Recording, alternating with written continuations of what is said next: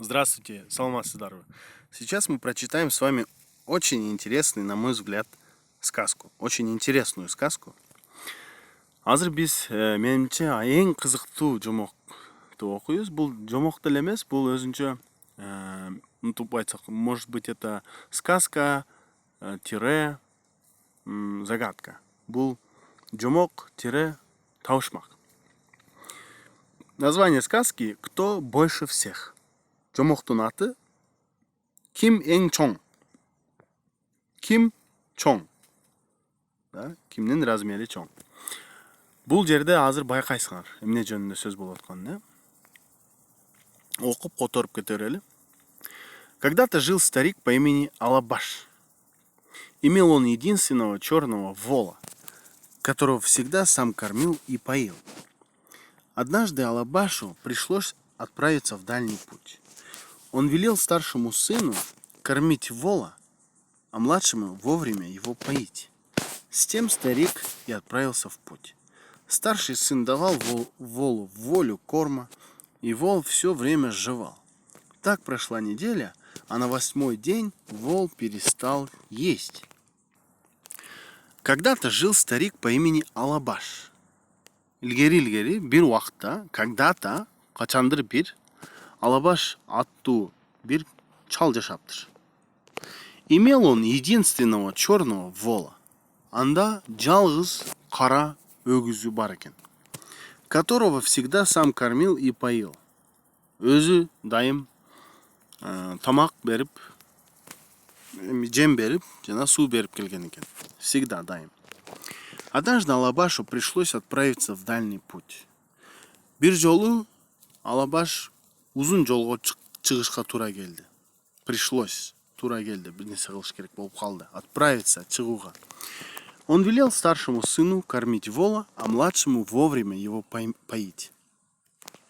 Ал өзүнүн улуу баласына өгүзгө жем берүүсүн айтып, насаат кылып айтып, насаат эмес, велел деген мындай буйрук берүү. Буйрук берип, а младшему вовремя его поить. А кичине баласына убагында ага суу берүүсүн айтып кеткен. С тем старик и отправился в путь. Ошентип, чал, карыя жолго чыккан. Старший сын давал волу волю корма. Чоң баласы, чоң уулусу өгүзгө каалаганча волю деген толтура. Каалаганча. Волю деген мындай өзүң эркин каалаганча.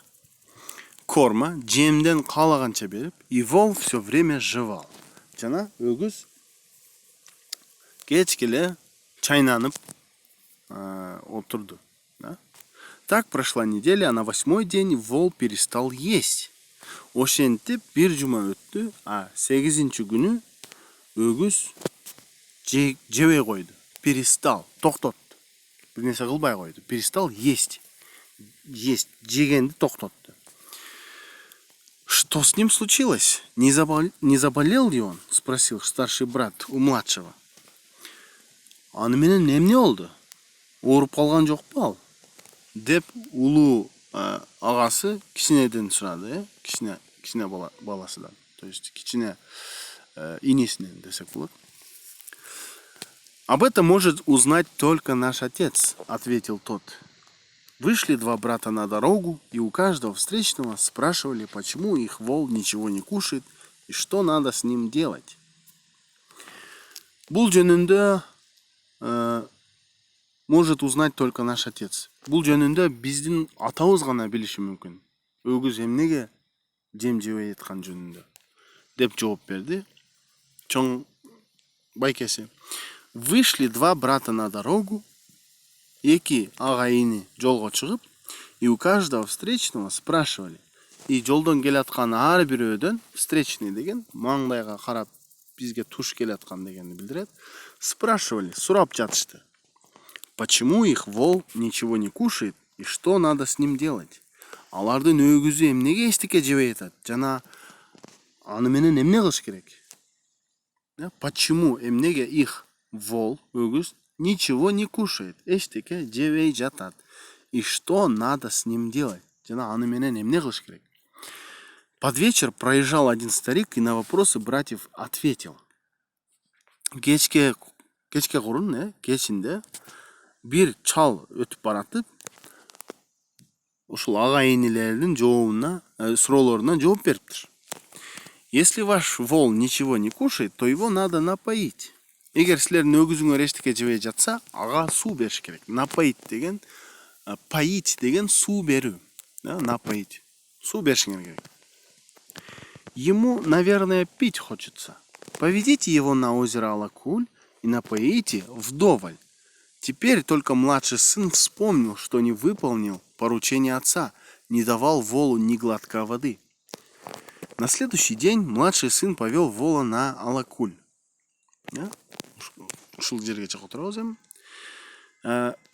Ему, наверное, пить хочется. Ага, анын ичкиси келатса керек. То есть өгүздүн ичкиси келатса керек. Ошон үчүн чөп жебей атат, жем жебей атат. Поведите его на озеро Алакуль. Поведите. Могул жерде бардыгы елер и болуп калат, байкагыла. О, а болуп калат. Поведите его, его дебес, его на озеро Алакуль. Алакөл көлүнө алып баргыла. И напоите вдоволь. Жана каалашынча ичиргиле. Теперь только младший сын вспомнил. Ошондо гана кичине уулу, кичине уулусу эстеди, что не выполнил поручение отца. Эмнени эстеди? Атанын айтканын кылбаганын эстеди. Что не выполнил, выполнять, аткаруу. Аткарбай койгонун атанын поручение, айткан буйруктарын. Не давал волу ни глотка воды. Өгүзгө бир тамчы суудагы, бир урттан суудагы бербегенин эстеди. На следующий день младший сын повел вола на Алакуль. Кийинки күнү кичине баласы, кичине уулу өгүздү Алакөлгө жетелеп жөнөдү. Алып барды. Повел деген алып барды, мынтип ээрчитип алып барды. Вол выпил все озеро до последней капли. Тогда мальчик побежал домой, чтобы рассказать об этом старшему брату, а вола оставил на берегу. На дне бывшего озера осталась одна рыба.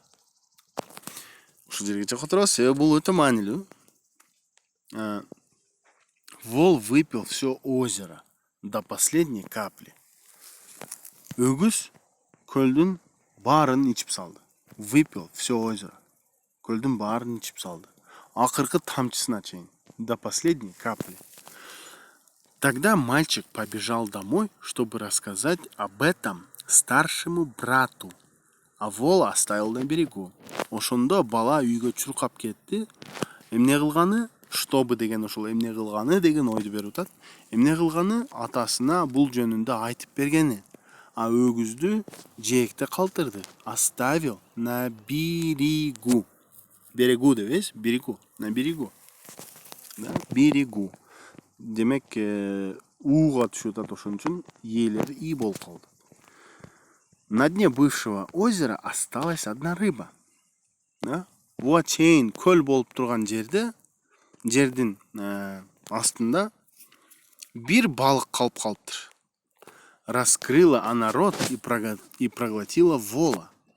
Оозун ачып, өгүздү жутуп салды. Эми кызыктуу нерселер башталды бул жагында. Тут неизвестно откуда появился черный беркут. Он схватил рыбу своими могучими когтями, прилетел на скалу и начал есть рыбу. Но из нее потекла вода, будто из реки. Тут неизвестно откуда появился черный беркут. Бул жерде кайсы жактан келгени белгисиз, неизвестно откуда появился черный беркут. Кара бүркүт пайда болуп калды. Он схватил рыбу своими могучими когтями. Ал балыкты өзүнүн улуу, кыйын, аябай күчтүү тырмактары менен кармап, прилетел на скалу, зоого учуп келип, аны жеп баштады. Начал есть рыбу, балыкты жеп баштады. Но из нее потекла вода, будто из реки. Бирок ал балыктын ичинен суу агып кетти. дариядан аккандай суу агып кетти. А под скалой спал старик. Брызги воды попали ему на лицо. А зонун астында бир чал уктап жатты эле. Суунун чачыраганы анын бетине тийди. Брызги деген чачыраганы попали ему на лицо, түштү, анын бетине түштү. Он удивился этому, потому что день стоял ясный, и на небе не было ни облачка. Открыл старик глаза, посмотрел на солнце, вдруг что-то попало ему в глаз. Он удивился этому, ал буга таң калды, суу бетине тийгенине таң калды. Потому что себеби день стоял ясный. Ачык асман турган эле. Күн ачык эле. День стоял ясный деген күн ачык эле. И на небе не было ни облачка. Жана асманда бир дагы булут жок эле. Открыл старик глаза. Чал көзүн ачып, посмотрел на солнце. Күнгө карады. Вдруг что-то попало ему в глаз. Капыстан көзүнө бир нерсе кирип кетти. Учуп кирип кетти. Пришел старик домой и велел дочери посмотреть, что это попало ему в глаз. Дочь отвернула веко, хорошенько осмотрела глаз, вынула соринку и выбросила ее. Оказалось, это была бычья лопатка. Чал үйгө келип, өзүнүн кызына көзүнүн караабысын суранды. Велел, суранды эмес, буйрук берди. Велел. Ошо жомоктордо негизи попросил деген мындай, эгер ата эне же ата бала, ата эне балдарына бир нерсе айтып атса, дайым велел деп айтышат да, ошол жомоктордочу, мындай буйрук берди, айтты, ушуну мындай аткарып кой деп айтты депчи. Ошого көп колдонот экен велел. Пришел старик домой и велел дочери посмотреть, что это попало ему в глаз. Чал үйгө келип, өзүнүн кызына көзүнө эмне киргенин көрүп берүүсүн талап кылды. Талап кылган жок, буйрук берди. Дочь отвернула веко.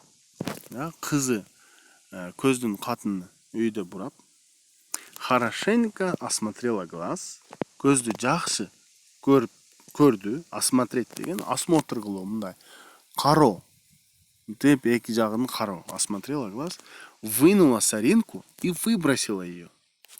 Чырпык. Соринка деген чырпык. Бир чырпыкты сууруп алып, аны ыргытып ийди. Оказалось, это была бычья лопатка. А бул болсо, көрсө, то есть оказалось деген көрсө, бул баягы бычья деген буканын дал экен, сөөгү, аркасындагы далындагы сөөгү. Ийини дейбизби, туура кандай болот? Лопатка. Через несколько дней ночью на этом месте остановился караван. И люди заночевали на той бычьей лопатке, которую выбросила дочь старика как соринку. Бир нече күндөн кийин түндөсү ушул жерде караван токтоду. Жана адамдар ошол буканын лопаткасында, буканын ийининде дейбизби, буканын далында жатып калышты. Бул чырпык деп ыргытып берген баягы чалдын кызы ыргытып берген лопаткада. Когда наступило утро, караванщики заметили, что их куда-то несет. Присмотрелись они и увидели, что красная лисица тянет за собой весь караван. Эрте болгондо, таң атканда, когда наступило утро, таң келгенде, наступило деген мындай келгенде, таң келгенде караванчылар, кербенчилер байкады, что их куда-то несет. Аларды бир жака бир нерсе тартып кетип атканын. Присмотрелись они и увидели, что красная лисица тянет за собой весь караван. Жакшы караса көрүшүптүр. Кызыл түлкү бүт кербенин бардыгын өзүнүн артынан тартып кетип атыптыр. Один из караванщиков схватил ружье, выстрелил и убил лисицу. Караванщик, кербенчинин бирөөсү мылтыгын сууруп чыгып, схватил деген бат кармап, алып, выстрелил атып, түлкіні өлтіріп. Караванщиков было 40. Все они вытащили свои ножи и начали сдирать шкуру с лисицы. Кербенчилердің саны 40 болчу экен. Алар баары өзүнүн бычактарын чыгарып алып, түлкүнүн терисин сыйрып башташыптыр. Сдирать деген сыйруу. Шкура деген тери. Было это рано утром, а когда наступил вечер, они успели содрать шкуру с лисицы только с одного бока. Бул эрте менен болуптур. Кеч киргенде алар түлкүнүн болгону бир капталын, бир жагынын терисин сыйырганга жетишиптир да. Они успели жетишиптир содрать сыйырганга, да, с одного бока. Бок деген каптал, чеке, да. Хотели они содрать шкуру со второго бока, но перевернуть лисицу все 40 никак не могли. Алар экинчи капталынан дагы терисин сурайлы деп каалап, бирок түлкүнү оодарганга 40 киши эч мындай мүмкүнчүлүгү болбоптур. Оодарыша албаптыр. Тут проезжала женщина и сказала: бул жерде бир аял өтүп бараткан экен, да. Проезжала деген бир нерседе өтүп бараткан экен, балким аттын үстүндө, дагы бир нерсе. Айтыптыр: шкуру со второго бока лисицы отдайте мне. Я из нее сошью сыну шапку. Недавно я родила сына и думаю, что из половины шкуры этой лисицы ему выйдет шапка-ушанка. Караванщики все устали и в один голос ответили: бери, если сумеешь. Женщина, не слезая с коня, схватила лисицу и отправилась своей дорогой. Аял киши айтыптыр: шкуру со второго бока лисицы отдайте мне. Түлкүнүн экинчи жагындагы терисин мага бергиле. Я из нее сошью сыну шапку. Мен андан өзүм балама шапка тиги берем, баш кийим тиги берем. Недавно я родила сына и думаю, что из половины шкуры этой лисицы ему выйдет шапка-ушанка. Мен кече жакында уул төрөдүм, жана ойлойм, бул түлкүнүн жарым терисинен сонун эмне чыгат? Баш кийим чыгат, тебетей чыгат балким. Жок, бул жерде тебетей эмес, шапка-ушанка, бул телпек чыгат. Караванщики все устали и в один голос ответили. Кербенчилер баары чарчап, бир үнү менен баардыгы бирдей жооп бериптир. В один голос деген баары бирдей жооп беришиптир. Бери, если сумеешь. Алсаң алчы. Женщина, не слезая с коня, схватила лисицу и отправилась своей дорогой. Аял киши жылкысынан же атынан түшпөй эле түлкүнү енип алып, да, схватила деген мындай кармап, жулуп кармап, и отправилась своей дорогой. Өз жолу менен жөнөп кетти. А ну, все, кто слушал сказку, подумайте. Тут сказано о воле, озере, рыбе, черном беркуте, старике, его дочери, лисице, женщине, ее новорожденном сыне. Кто из них больше всех? Канаке, мына кана эми айткылачы, жомокту укканын ким уккан болсо, ойлонгулачы. Бул жерде өгүз жөнүндө, көл жөнүндө, балык жөнүндө, кара бүркүт жөнүндө, чал жөнүндө, анын кызы жөнүндө, түлкү жөнүндө, аял жөнүндө жана ымыркай бала жөнүндө сөз болду. Айтылды. Алардын арасынан эң чоңу ким? Мен дагы башым айланып калды. Силерге которуп берип атып, аны дагы ойлонуп, беркини дагы неме кылып. У меня тоже закружилась голова, и я сейчас тоже буду думать. Если вы уже знаете, кто из них больше всех, можете написать в комментарии. Также можете писать в комментарии свои пожелания, свои вопросы и вообще свое мнение. До скорых встреч!